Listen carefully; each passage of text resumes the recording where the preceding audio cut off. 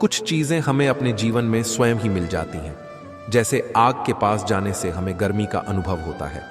इस प्रकार जब हम भगवान के समीप जाते हैं तो हमें न केवल उनका आशीर्वाद और मार्गदर्शन मिलता है, बल्कि हमें जीवन की सच्ची समझ, शांति और संतुलन भी मिलता है। यह एक प्रकार का स्वाभाविक अनुभव है जो किसी विशेष प्रयास के बिना हमें प्राप्त होता है। यह पूरी प्रक्रिया भीतर से एक परिवर्तन के रूप में होती है और इसके लिए बाहरी साधन या प्रयासों की आवश्यकता नहीं होती। जैसे गुलाब से सुगंध मिलती है, वैसे ही भगवान के समीप जाने से आत्मा को दिव्य शांति और प्रेम की अनुभूति होती है। गुलाब की सुगंध हमेशा अपने चारों ओर फैलती है, बिना किसी भेदभाव के। उसी तरह भगवान का प्रेम सभी जीवों तक पहुंचता है और जब हम भगवान के पास होते हैं तो वह प्रेम हमारी आत्मा तक पहुंचता है, हमें भीतर से शुद्ध और आनंदित करता है। जैसे पानी से शीतलता मिलती है, वैसे ही भगवान के पास जाने से हमें मानसिक और आत्मिक शांति मिलती है। जब हम किसी गर्मी में पानी की ठंडक का अनुभव करते हैं तो हमारी सारी थकान और जलन तुरंत शांत हो जाती है। ठीक वैसे ही भगवान के समीप जाने से हमारी सारी चिंताएं और मानसिक उलझनें दूर हो जाती हैं और हमें आंतरिक शांति का अनुभव होता है। जैसे मीठे से मिठास मिलती है, वैसे ही भगवान के समीप जाने से जीवन में मिठास और आनंद का वास होता है। मीठे का स्वाद हमें सुख देता है, ठीक वैसे ही भगवान के साथ समय बिताने से हमारी आत्मा को गहरी संतुष्टि और आनंद मिलता है। भगवान का आशीर्वाद हमारे जीवन को मीठा बना देता है, जैसे शहद का स्वाद। जैसे पेड़ को सींचने से वह हरा भरा और फलदार होता है, वैसे ही भगवान के समीप जाने से हमारी आत्मा का पोषण होता है। पेड़ को पानी देने से उसकी जड़ें मजबूत होती हैं और वह फल देने में सक्षम होता है। ठीक वैसे ही जब हम भगवान के पास जाते हैं तो हमारे भीतर की आत्मा और चरित्र मजबूत होते हैं और हम जीवन में अधिक सशक्त और शांतिपूर्ण रहते हैं। भगवान के समीप जाने का अर्थ केवल शारीरिक रूप से किसी मंदिर या पूजा स्थल तक पहुंचने से नहीं है, बल्कि इसका वास्तविक अर्थ है आत्मिक और मानसिक रूप से भगवान के करीब होना। यह एक आंतरिक यात्रा है जो हमें अपनी चेतना और मन को शुद्ध करके भगवान के साथ गहरे संबंध स्थापित करने में मदद करती है। जब हम अपने भीतर के संसार को समझने की कोशिश करते हैं और आत्मनिरीक्षण के माध्यम से अपने अंतर्मन को शुद्ध करते हैं तो हम भगवान के समीप पहुंचने की ओर अग्रसर होते हैं। ठीक वैसे ही जैसे हम किसी आग के पास जाते हैं तो वह गर्मी हमें प्रभावित करती है और उसका असर महसूस होता है, वैसे ही जब हम भगवान के समीप जाते हैं तो उनका प्रेम, आशीर्वाद और शांति हमारे जीवन में स्वतः ही प्रवेश कर जाते हैं। यह एक स्वाभाविक और प्राकृतिक प्रक्रिया है जिसमें हमें बाहरी प्रयासों की आवश्यकता नहीं होती। भगवान की उपस्थिति ही हमें भीतर से शांति और संतुलन प्रदान करती है और हम महसूस करते हैं कि हर कदम पर उनका आशीर्वाद हमारे साथ है। अब यह समझना महत्वपूर्ण है कि भगवान के समीप जाने के लिए हमें किसी विशिष्ट स्थान पर जाने की आवश्यकता नहीं है। यह यात्रा भीतर से शुरू होती है और यह एक आंतरिक अनुभव है। जैसे हम किसी गहरी सोच या ध्यान में लीन होते हैं, वैसे ही जब हम भगवान के प्रति अपने दिल में प्रेम और भक्ति जागृत करते हैं तो हम उनके समीप पहुंच जाते हैं। यह प्रक्रिया निरंतर चलने वाली होती है और जब तक हम अपने भीतर के भ्रम और अज्ञान को दूर नहीं करते, तब तक हमें भगवान के वास्तविक अनुभव का आभास नहीं होता। भगवान के समीप जाने का एक तरीका यह है कि हम अपनी जीवन शैली को सुधारें और अपने कर्मों को शुद्ध करें।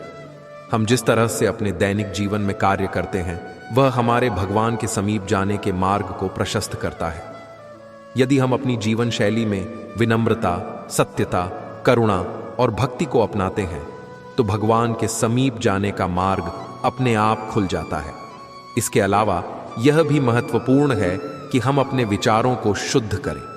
जैसे हम अपनी सोच को सकारात्मक बनाए रखते हैं, वैसे ही भगवान के प्रति हमारे विचार भी सकारात्मक और भक्तिपूर्ण होने चाहिए। जब हम भगवान के प्रति निष्ठा और समर्पण भाव से सोचते हैं तो वह हमारे जीवन में स्वाभाविक रूप से प्रकट होते हैं। यह एक अति सहज प्रक्रिया है, जैसे सूर्य की किरणें बिना किसी विशेष प्रयास के हर वस्तु पर पड़ती हैं और उसे रोशन करती हैं। वैसे ही भगवान का आशीर्वाद हमारे जीवन में अपने आप प्रकट होता है। भगवान के समीप जाने का अनुभव हर व्यक्ति के लिए अलग अलग हो सकता है। कुछ लोग ध्यान, प्रार्थना, भजन या सेवा के माध्यम से भगवान के समीप पहुंचते हैं, जबकि कुछ अन्य लोग अपने कर्मों के द्वारा भगवान से जुड़ते हैं। भगवान के समीप जाने के लिए कोई विशिष्ट मार्ग नहीं है, लेकिन जो भी मार्ग हम अपनाते हैं वह हमें भगवान के आशीर्वाद और प्रेम की अनुभूति कराता है। ये यात्रा केवल बाहरी नहीं बल्कि आंतरिक भी होती है। जब हम अपने अंदर के अहंकार, इच्छाओं और विकारों को त्याग कर भगवान के प्रति अपनी समर्पण भावना बढ़ाते हैं तो हम उनके समीप जाते हैं। यही आत्मिक शुद्धता हमें भगवान के समीप लाती है और हम महसूस करते हैं कि भगवान हमेशा हमारे साथ हैं, हमारी मदद के लिए तत्पर है। श्री कृष्ण भी कहते हैं कि जो व्यक्ति भगवान के समीप जाने का प्रयास करता है वह न केवल अपने जीवन को अर्थपूर्ण बनाता है बल्कि उसकी जीवन यात्रा भी बहुत अधिक समृद्ध और आनंदमयी हो जाती है। भगवान का समीप होना किसी भौतिक स्थान पर नहीं बल्कि हमारे आत्मिक और मानसिक संतुलन में है। जब हम भगवान के साथ अपने संबंध को समझने और सशक्त करने की कोशिश करते हैं तो हम न केवल अपने जीवन के उद्देश्य को पहचान पाते हैं बल्कि अपने भीतर की शांति और संतोष को भी महसूस करते हैं। यह जो यात्रा है वह हमें बाहरी दुनिया से दूर नहीं करती बल्कि हमें अपनी अंतरात्मा से जोड़ती है। भगवान के समीप जाने से हमें न केवल आशीर्वाद मिलता है बल्कि हमें अपने जीवन के हर पहलू को समझने और उसे सही दिशा में मार्गदर्शन करने की शक्ति भी मिलती है। भगवान का समीप होना वह सच्ची गर्मी है जो हमें अपने जीवन में प्रेम, शांति और संतुलन का अनुभव कराती है। जैसे आग के पास जाने से हमें गर्मी का अनुभव होता है, वैसे ही भगवान के समीप जाने से हमें न केवल शांति का अनुभव होता है बल्कि हमें अपने जीवन का सच्चा अर्थ और उद्देश्य भी मिल जाता है। भगवान के समीप जाने के लिए किसी विशेष स्थान या बाहरी साधन की आवश्यकता नहीं है बल्कि यह एक आंतरिक प्रक्रिया है जो हमें भीतर से बदलती है और हमें हर कदम पर ईश्वर के आशीर्वाद का अनुभव कराती है। हर स्कूल में लिखा होता है असूल तोड़ना मना है, हर बाग में लिखा होता है फूल तोड़ना मना है, हर खेल में लिखा होता है रूल तोड़ना मना है। काश रिश्ते, परिवार और दोस्ती में भी लिखा होता किसी का साथ छोड़ना मना है। जहां सूर्य की किरण हो वहां प्रकाश होता है, जहां प्रेम की भाषा हो वहां परिवार होता है। श्री कृष्ण कहते हैं आप चाहे किसी भी स्थान पर रहें, यदि वहां के लोग आपसे प्रेम से बात करते हैं तो वे आपको अपने परिवार की तरह लगेंगे। वहीं अगर आपका परिवार का कोई सदस्य आपसे बुरे तरीके से बात करे तो वह अपना परिवार भी नहीं लगता। इसीलिए सदैव प्रेम की भाषा बोलिए। जैसे उबलते पानी में प्रतिबिंब नहीं दिखता, उसी प्रकार क्रोध में हम सत्य को नहीं देख पाते। क्रोध मनुष्य का सबसे बड़ा शत्रु है। यह मनुष्य को जिंदा खा जाने का साहस रखता है। श्री कृष्ण कहते हैं जब तक मन में लालसा है तब तक शांति असंभव है। जैसे समुद्र में जल का प्रवाह कभी समाप्त नहीं होता, वैसे ही इच्छाओं का अंत नहीं होता। लेकिन जो अपनी इच्छाओं को नियंत्रित करता है वही सच्ची शांति को प्राप्त करता है। जो समय का महत्व समझता है वही जीवन में सफल होता है। श्री कृष्ण कहते हैं समय ही जीवन का सबसे बड़ा उपहार है। जैसे तीर छोड़े जाने के बाद वापस नहीं लाया जा सकता, वैसे ही खोया हुआ समय भी कभी लौट कर नहीं आता। मन की शक्ति सबसे बड़ी होती है। श्री कृष्ण कहते हैं मन चाहे तो असंभव को भी संभव बना सकता है।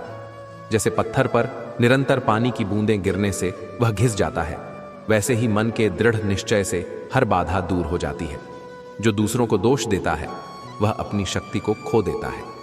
श्री कृष्ण कहते हैं अपनी समस्याओं का हल अपने भीतर खोजो। जैसे दीवार पर परछाई केवल सूरज के प्रकाश में बनती है, वैसे ही जीवन की हर समस्या का कारण भी हमारी सोच में छिपा होता है। श्री कृष्ण कहते हैं प्रेम वह है जो दूसरों के दुख को अपना मान ले। जैसे वृक्ष बिना किसी स्वार्थ के फल देता है, वैसे ही प्रेम भी निष्काम और निस्वार्थ होना चाहिए। यही प्रेम का सच्चा रूप है। धैर्य जीवन का सबसे बड़ा आधार है। श्री कृष्ण कहते हैं धैर्य वह दीपक है जो अंधकार में भी मार्ग दिखाता है। जैसे कछुआ धीरे धीरे चलते हुए भी अपनी मंजिल तक पहुंच जाता है, वैसे ही धैर्य से हर सफलता प्राप्त की जा सकती है। श्री कृष्ण कहते हैं, जो अपने भीतर के भय को जीत लेता है वही असली स्वतंत्रता का अनुभव करता है। भय केवल अज्ञान का परिणाम है। जैसे अंधकार केवल प्रकाश के आने तक रहता है, वैसे ही भय भी आत्मज्ञान के प्रकाश में समाप्त हो जाता है। जो अपने गुरु के वचनों में विश्वास रखता है वही जीवन का मार्गदर्शन पाता है। श्री कृष्ण कहते हैं, गुरु की शिक्षा का अनुसरण ही सच्ची भक्ति है। जैसे बादल के बिना वर्षा असंभव है, वैसे ही गुरु के बिना सच्चा ज्ञान भी असंभव है। श्री कृष्ण कहते हैं, अहंकार वह जहर है जो संबंधों को नष्ट कर देता है। जैसे ऊंचा पर्वत भी वर्षा के पानी को रोक नहीं सकता, वैसे ही अहंकार तुम्हारे जीवन की खुशियों को रोक देता है। जीवन का सबसे बड़ा सत्य यह है कि हर चीज अस्थाई है। जीवन की सबसे बड़ी सच्चाई यह है कि यह स्थायी नहीं है। हर क्षण बदलता है। जैसे फूल खिलते हैं और फिर मुरझा जाते हैं, वैसे ही सुख और दुख भी आते जाते रहते हैं। जीवन में जो भी कठिनाइयां और चुनौतियां आती हैं, वे अस्थायी होती हैं। जो व्यक्ति इस सत्य को समझ लेता है वह कभी भी अत्यधिक दुखी नहीं होता, क्योंकि उसे यह बोध हो जाता है कि समय के साथ सब कुछ बदल जाएगा। सुख और दुख का चक्र अनंत है और इसे रोक पाना हमारे वश में नहीं है। लेकिन श्री कृष्ण कहते हैं कि यदि हम इस परिवर्तनशीलता को स्वीकार कर लें तो हमारा जीवन संतुलित और सुखमय हो सकता है। मनुष्य की सबसे बड़ी कमजोरी यह है कि वह सुख को पकड़कर रखना चाहता है और दुख से बचने की कोशिश करता है, लेकिन ऐसा करना संभव नहीं है। जैसे प्रकृति में दिन और रात का क्रम चलता है, वैसे ही जीवन में सुख और दुख का आना जाना होता है। श्री कृष्ण यह भी बताते हैं कि सच्चा आनंद त्याग में है। त्याग का अर्थ केवल वस्तुओं या सुख सुविधाओं का छोड़ना नहीं है, बल्कि यह हमारे सीमित दृष्टिकोण और स्वार्थपूर्ण इच्छाओं को त्यागने से संबंधित है। जैसे नदी अपने जल को त्याग कर समुद्र से मिल जाती है, वैसे ही यदि हम अपनी सीमाओं से परे जाकर दूसरों की भलाई के लिए काम करें तो हमें अनंत आनंद की प्राप्ति होती है। त्याग का अर्थ यह नहीं है कि हम अपने जीवन के सुखों को छोड़ दें, बल्कि यह है कि हम अपने सुखों को दूसरों के साथ साझा करें।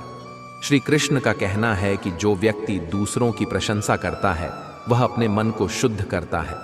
प्रशंसा केवल शब्दों का खेल नहीं है, यह हमारे भीतर की सकारात्मक ऊर्जा को व्यक्त करने का माध्यम है। जब हम दूसरों की अच्छाइयों को देखते हैं और उनकी प्रशंसा करते हैं तो हमारा मन भी उस अच्छाई से प्रेरित होता है। प्रशंसा आत्मा का भोजन है। जैसे सूर्य के प्रकाश से फूल खिलते हैं, वैसे ही प्रशंसा से मन का विकास होता है। जब हम किसी की सच्चे दिल से प्रशंसा करते हैं तो वह व्यक्ति और अधिक प्रेरित होता है और हमारा संबंध भी गहरा और मजबूत होता है। श्री कृष्ण यह भी कहते हैं कि प्रशंसा न केवल दूसरों को खुशी देती है, बल्कि यह हमारे भीतर भी सकारात्मकता और शांति का संचार करती है।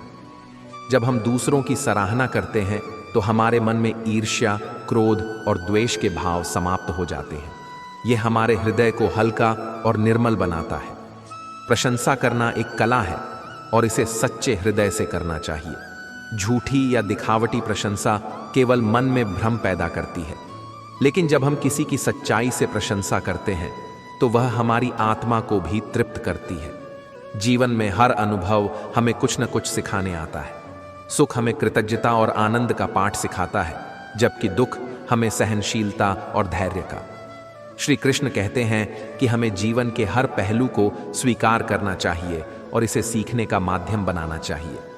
जीवन के उतार चढ़ाव हमें यह सिखाते हैं कि स्थायी कुछ भी नहीं है। यह ज्ञान हमें संतुलित रहने में मदद करता है। त्याग और प्रशंसा के साथ साथ श्री कृष्ण हमें कर्म के महत्व को भी समझाते हैं। वह कहते हैं कि हमें अपने कर्मों का फल पाने की चिंता किए बिना केवल कर्तव्य को निभाना चाहिए। यह संसार एक रंगमंच की तरह है और हम इसमें केवल पात्र हैं। हमारे हिस्से का काम करना हमारा धर्म है। फल की चिंता करना हमें केवल परेशान करता है और हमारे प्रयासों को कमजोर करता है। श्री कृष्ण यह भी कहते हैं कि जीवन का सबसे बड़ा सत्य यह है कि आत्मा अमर है। शरीर नश्वर है और यह केवल आत्मा का वस्त्र है। मृत्यु केवल एक परिवर्तन है और यह आत्मा को एक नए जीवन की ओर ले जाती है। जो इस सत्य को समझ लेता है वह मृत्यु के भय से मुक्त हो जाता है। वह जानता है कि जीवन केवल एक यात्रा है और इस यात्रा को पूरी शांति और समझदारी से जीना चाहिए। अंत में श्री कृष्ण हमें यह भी सिखाते हैं कि सच्चा सुख बाहरी वस्तुओं में नहीं बल्कि हमारे भीतर है। यदि हम अपने मन को शांत और स्थिर रख सकें तो हम हर स्थिति में आनंदित रह सकते हैं। वह हमें आत्मज्ञान और आत्मविश्लेषण के मार्ग पर चलने की प्रेरणा देते हैं। यह मार्ग हमें हमारे वास्तविक स्वरूप से जोड़ता है और जीवन के हर अनुभव को दिव्य दृष्टि से देखने की क्षमता प्रदान करता है। ध्यान में लीन होना ही आत्मा के सच्चे स्वरूप को पहचानने का माध्यम है। ध्यान केवल एक प्रक्रिया नहीं बल्कि आत्मा से जुड़ने का एक गहन साधन है। जैसे सागर की गहराई में मोती छिपा होता है और उसे पाने के लिए गहराई में उतरना पड़ता है, वैसे ही आत्मा का सच्चा ज्ञान प्राप्त करने के लिए ध्यान के माध्यम से अपने भीतर की गहराई में उतरना आवश्यक है। मनुष्य का मन चंचल और भटकाव से भरा होता है। यह हर पल किसी न किसी विचार से प्रभावित होता है। ऐसे में श्री कृष्ण बताते हैं कि ध्यान ही वह साधन है जो मन को स्थिरता प्रदान करता है। जब हम ध्यान करते हैं तो हमारा मन शांत होता है और हम अपने भीतर छुपे उस दिव्य प्रकाश को अनुभव कर पाते हैं जो हर इंसान की आत्मा का सार है। ध्यान न केवल हमें आत्मिक शांति प्रदान करता है बल्कि यह हमारी मानसिक और भावनात्मक स्थिरता को भी बढ़ाता है। श्री कृष्ण कहते हैं कि किसी भी कार्य में सफलता प्राप्त करने के लिए पहला चरण विश्वास है। विश्वास ही वह बीज है जो आत्मबल को जन्म देता है।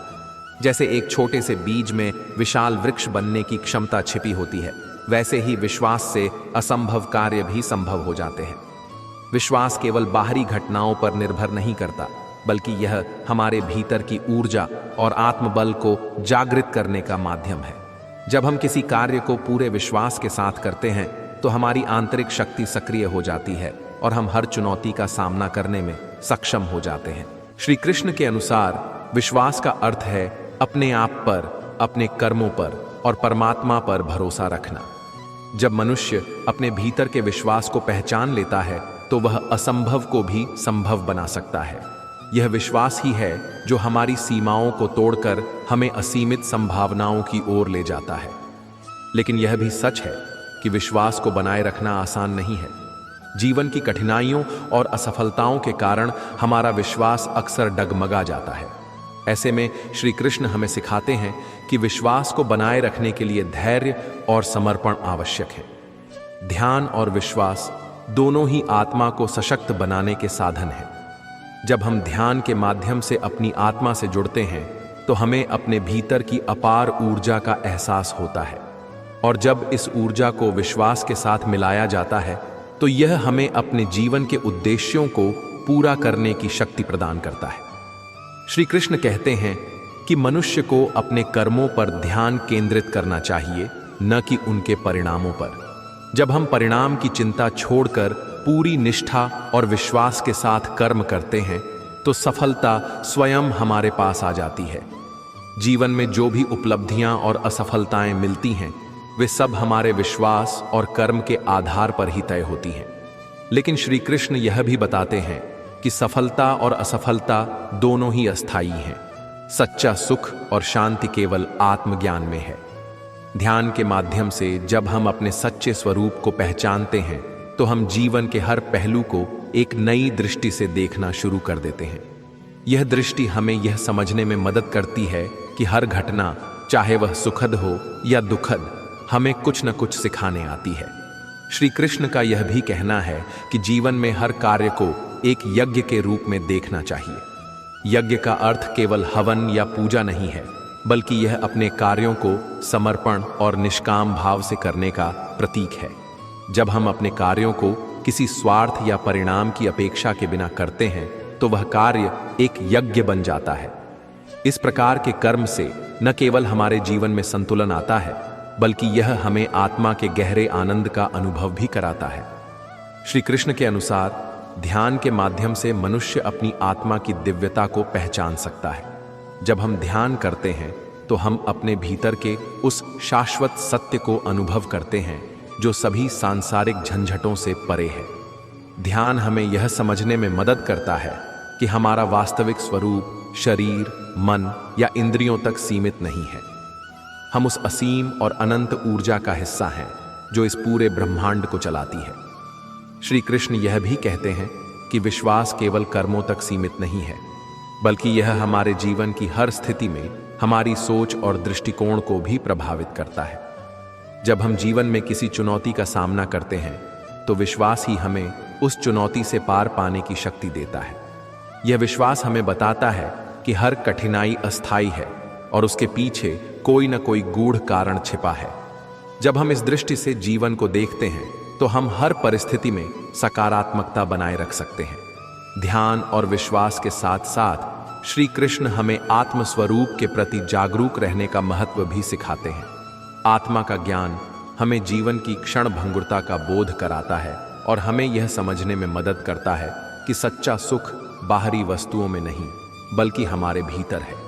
जब हम ध्यान के माध्यम से अपने भीतर की शांति और आनंद का अनुभव करते हैं तो हमें बाहरी चीजों पर निर्भर रहने की आवश्यकता नहीं होती। यह हमें स्वतंत्रता और आत्मनिर्भरता की ओर ले जाता है।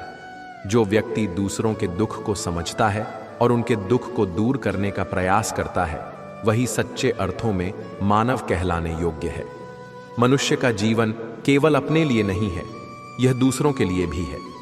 जैसे सूरज बिना किसी भेदभाव के सभी के लिए प्रकाश देता है और जीवन को ऊर्जा प्रदान करता है, वैसे ही मनुष्य का कर्तव्य है कि वह अपने आसपास के लोगों के जीवन में आशा, सहारा और सकारात्मकता का संचार करे।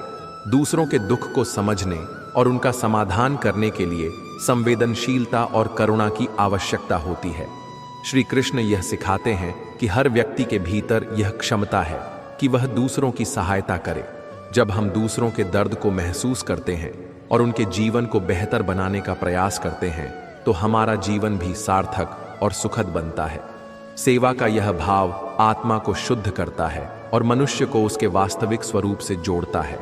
श्री कृष्ण यह भी कहते हैं कि जो स्वयं पर विजय प्राप्त कर लेता है वह पूरे संसार को जीत सकता है।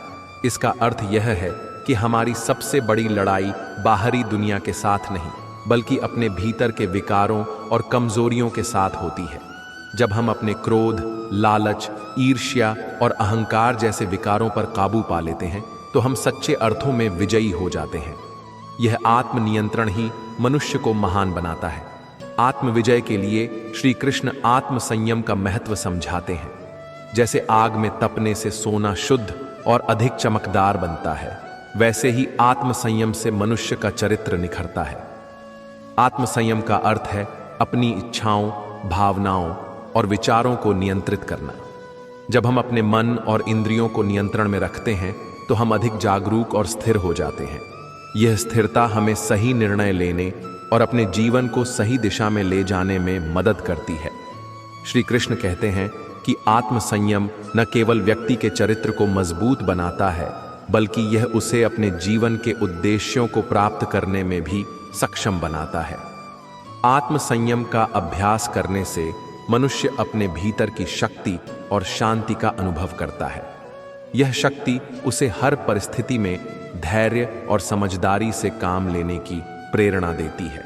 श्री कृष्ण यह भी बताते हैं कि आत्म विजय और आत्म संयम के बिना सच्ची सफलता संभव नहीं है।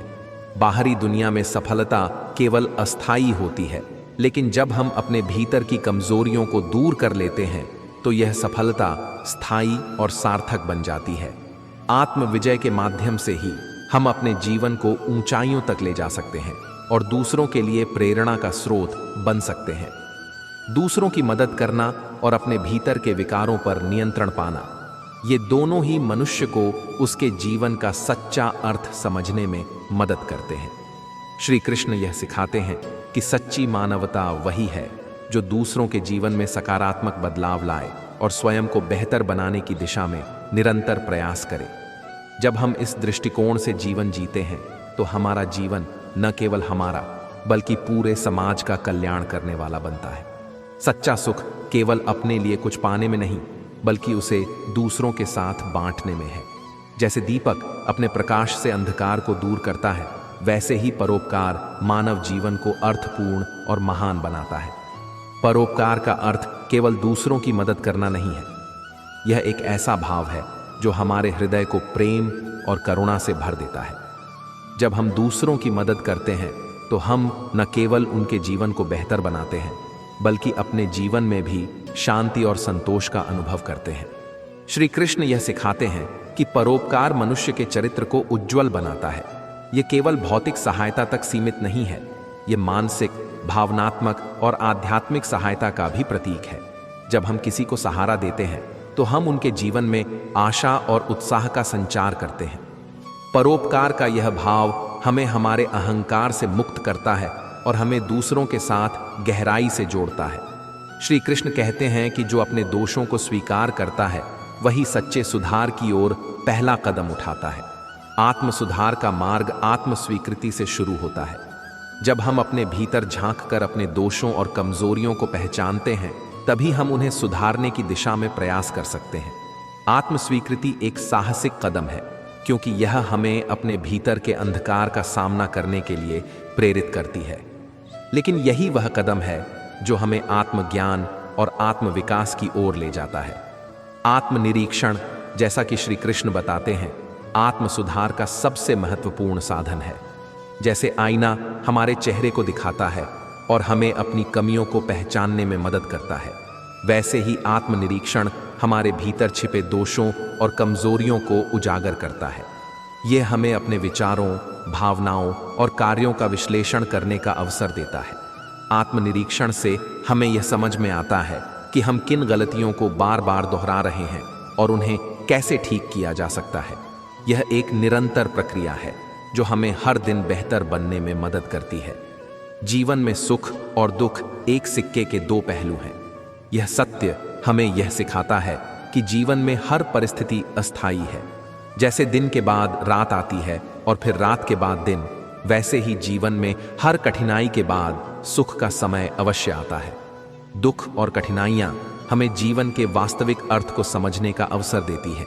वे हमें सहनशीलता, धैर्य और समझ का पाठ पढ़ाती हैं। जब हम इस तथ्य को स्वीकार कर लेते हैं कि सुख और दुख जीवन का अभिन्न हिस्सा है, तो हम किसी भी परिस्थिति में संतुलित रह सकते हैं। श्री कृष्ण सिखाते हैं कि जीवन को सकारात्मक दृष्टिकोण से देखना चाहिए। जब हम हर परिस्थिति में सीखने का प्रयास करते हैं, तो हम दुख को भी अपने विकास का साधन बना सकते हैं। सुख और दुख केवल हमारे दृष्टिकोण पर निर्भर करते हैं।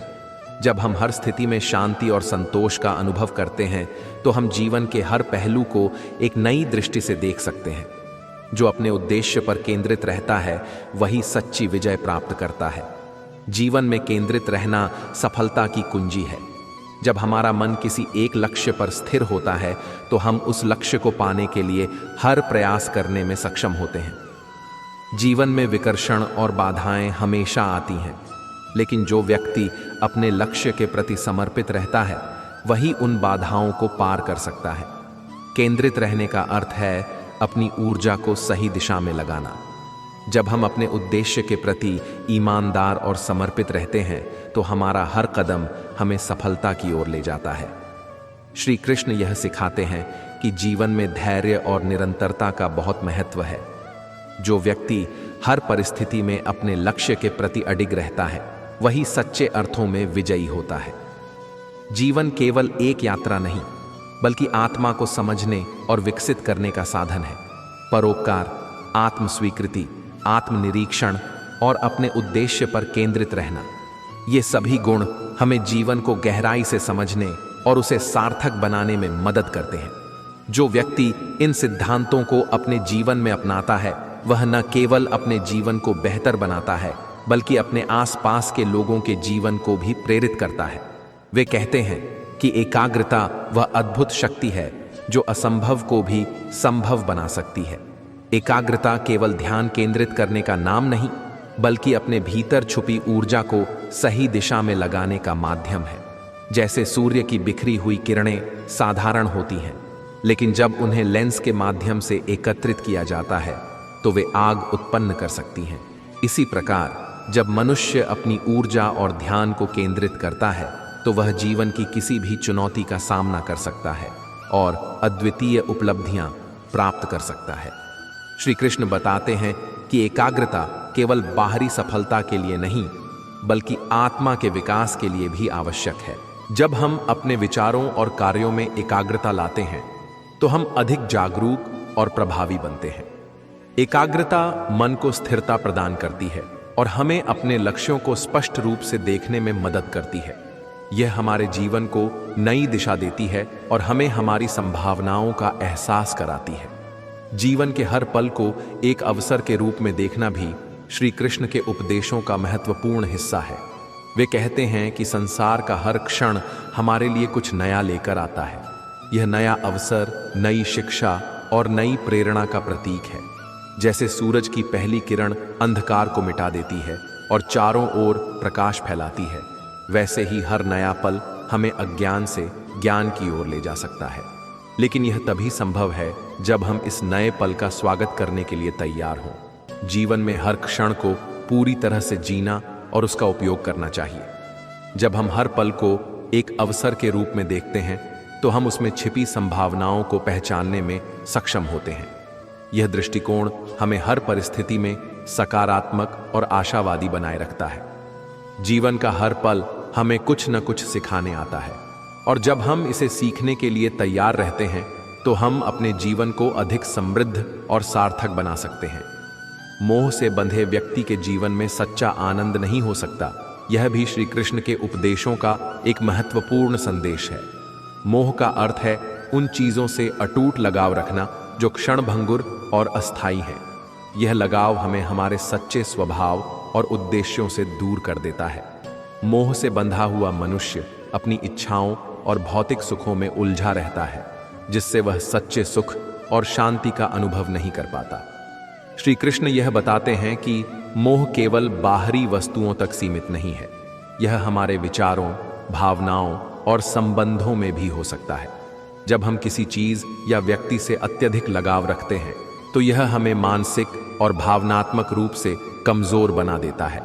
मोह हमें हमारी स्वतंत्रता से वंचित कर देता है और हमें सीमित दृष्टिकोण में बांध देता है। मोह से मुक्त होना ही सच्चे सुख और शांति का मार्ग है। जब हम मोह के बंधनों को तोड़ते हैं, तो हम अपने भीतर की शक्ति और स्वतंत्रता का अनुभव करते हैं। यह स्वतंत्रता हमें जीवन को अधिक गहराई से समझने और उसमें सच्चे आनंद को खोजने में मदद करती है। श्री कृष्ण सिखाते हैं कि मोह से मुक्त होने का अर्थ यह नहीं है कि हम अपनी जिम्मेदारियों या संबंधों से दूर हो जाएं। इसका अर्थ यह है कि हम अपने जीवन में संतुलन बनाए रखें और किसी भी चीज से इस तरह से जुड़ें कि वह हमें हमारे सच्चे स्वभाव से दूर न करे। श्री कृष्ण का यह संदेश कि जीवन का हर पल एक अवसर है, हमें सिखाता है कि हमें हर क्षण को सकारात्मक दृष्टि से देखना चाहिए। एकाग्रता और मोह से मुक्ति के माध्यम से हम अपने जीवन को एक नई दिशा दे सकते हैं। जब हम अपने विचारों, कार्यों और जीवन के प्रति दृष्टिकोण को सही दिशा में केंद्रित करते हैं, तो हम अपनी आंतरिक शक्ति और शांति का अनुभव कर सकते हैं। वे कहते हैं कि मोह हमें बंधन में डालता है, जबकि त्याग हमें स्वतंत्र करता है। मोह से बंधा व्यक्ति भौतिक और मानसिक जंजालों में फंसा रहता है, जो उसकी आत्मा की स्वतंत्रता को रोकता है। मोह का अर्थ है किसी चीज या व्यक्ति से अत्यधिक और अनावश्यक लगाव, जो हमें अपनी असली पहचान से दूर कर देता है। यह हमें हमारे लक्ष्य और उद्देश्य से भटका सकता है, क्योंकि हम अपनी इच्छाओं और भौतिक सुखों में उलझ जाते हैं। श्री कृष्ण यह समझाते हैं कि मोह के बंधनों से मुक्त होने के लिए त्याग की आवश्यकता होती है। त्याग का अर्थ केवल भौतिक वस्तुओं को छोड़ना नहीं है, बल्कि यह आत्मा की स्वतंत्रता की ओर एक कदम बढ़ाना है। जैसे एक पक्षी पिंजरे से मुक्त होकर आकाश में उड़ने की स्वतंत्रता प्राप्त करता है, वैसे ही जब हम मोह के बंधनों से मुक्त होते हैं, तो हमारी आत्मा अपने असली स्वरूप को पहचानने में सक्षम होती है। मोह से मुक्ति हमें हमारी वास्तविकता, हमारी आत्मा के साथ जुड़ने का मार्ग दिखाती है। त्याग, जिसे श्री कृष्ण ने सच्चा त्याग कहा है, आत्मा को उस अवस्था में पहुंचाता है जहां हम अपने भीतर की शांति और स्वतंत्रता का अनुभव कर सकते हैं। जब हम किसी चीज से गहरे मोह और लगाव को छोड़ देते हैं तो हम जीवन के सच को समझने में सक्षम होते हैं। यह त्याग हमें समझाता है कि सच्चा सुख बाहरी दुनिया में नहीं बल्कि हमारी आत्मा में है। जब हम अपने भीतर के अहंकार, इच्छाओं और असंतोष को त्यागते हैं तो हम एक नए आत्मविश्वास और आत्म जागरूकता के साथ जीवन जीने लगते हैं। श्री कृष्ण कहते हैं कि जो व्यक्ति अपने लक्ष्य के प्रति अडिग रहता है वही जीवन में महानता प्राप्त करता है। यह संदेश हमें यह सिखाता है कि किसी भी कार्य में सफलता पाने के लिए दृढ़ संकल्प और निरंतरता की आवश्यकता होती है। लक्ष्य की प्राप्ति के लिए हमें कभी भी किसी भी कठिनाई से डरना नहीं चाहिए। जो व्यक्ति अपने लक्ष्य के प्रति समर्पित रहता है और निरंतर संघर्ष करता है वही अंततः सफलता प्राप्त करता है। महानता का अर्थ केवल बाहरी सफलता में नहीं है बल्कि यह हमारे भीतर की आंतरिक शक्ति और दृढ़ता का परिणाम है। जब हम अपने उद्देश्य के प्रति ईमानदार और समर्पित रहते हैं तो हम किसी भी परिस्थिति में अपने लक्ष्य को प्राप्त करने के लिए सक्षम होते हैं। श्री कृष्ण यह बताते हैं कि जीवन में अगर हम अपने लक्ष्य पर ध्यान केंद्रित रखते हैं और अपने मन को संकल्पित करते हैं, हम अपनी आंतरिक शक्ति और शांति का अनुभव कर सकते हैं। वे कहते हैं कि मोह हमें बंधन में डालता है जबकि त्याग हमें स्वतंत्र करता है। मोह से बंधा व्यक्ति भौतिक और मानसिक जंजालों में फंसा रहता है जो उसकी आत्मा की स्वतंत्रता को रोकता है। मोह का अर्थ है किसी चीज या व्यक्ति से अत्यधिक और अनावश्यक लगाव जो हमें अपनी असली पहचान से दूर कर देता है। यह हमें हमारे लक्ष्य और उद्देश्य से भटका सकता है क्योंकि हम अपनी इच्छाओं और भौतिक सुखों में उलझ जाते हैं। श्री कृष्ण यह समझाते हैं कि मोह के बंधनों से मुक्त होने के लिए त्याग की आवश्यकता होती है। त्याग का अर्थ केवल भौतिक वस्तुओं को छोड़ना नहीं है बल्कि यह आत्मा की स्वतंत्रता की ओर एक कदम बढ़ाना है। जैसे एक पक्षी पिंजरे से मुक्त होकर आकाश में उड़ने की स्वतंत्रता प्राप्त करता है, वैसे ही जब हम मोह के बंधनों से मुक्त होते हैं तो हमारी आत्मा अपने असली स्वरूप को पहचानने में सक्षम होती है। मोह से मुक्ति हमें हमारी वास्तविकता, हमारी आत्मा के साथ जुड़ने का मार्ग दिखाती है। त्याग, जिसे श्री कृष्ण ने सच्चा त्याग कहा है, आत्मा को उस अवस्था में पहुंचाता है जहां हम अपने भीतर की शांति और स्वतंत्रता का अनुभव कर सकते हैं। जब हम किसी चीज से गहरे मोह और लगाव को छोड़ देते हैं तो हम जीवन के सच को समझने में सक्षम होते हैं। यह त्याग हमें समझाता है कि सच्चा सुख बाहरी दुनिया में नहीं बल्कि हमारी आत्मा में है। जब हम अपने भीतर के अहंकार, इच्छाओं और असंतोष को त्यागते हैं तो हम एक नए आत्मविश्वास और आत्म जागरूकता के साथ जीवन जीने लगते हैं। श्री कृष्ण कहते हैं कि जो व्यक्ति अपने लक्ष्य के प्रति अडिग रहता है वही जीवन में महानता प्राप्त करता है। यह संदेश हमें यह सिखाता है कि किसी भी कार्य में सफलता पाने के लिए दृढ़ संकल्प और निरंतरता की आवश्यकता होती है। लक्ष्य की प्राप्ति के लिए हमें कभी भी किसी भी कठिनाई से डरना नहीं चाहिए। जो व्यक्ति अपने लक्ष्य के प्रति समर्पित रहता है और निरंतर संघर्ष करता है वही अंततः सफलता प्राप्त करता है। महानता का अर्थ केवल बाहरी सफलता में नहीं है बल्कि यह हमारे भीतर की आंतरिक शक्ति और दृढ़ता का परिणाम है।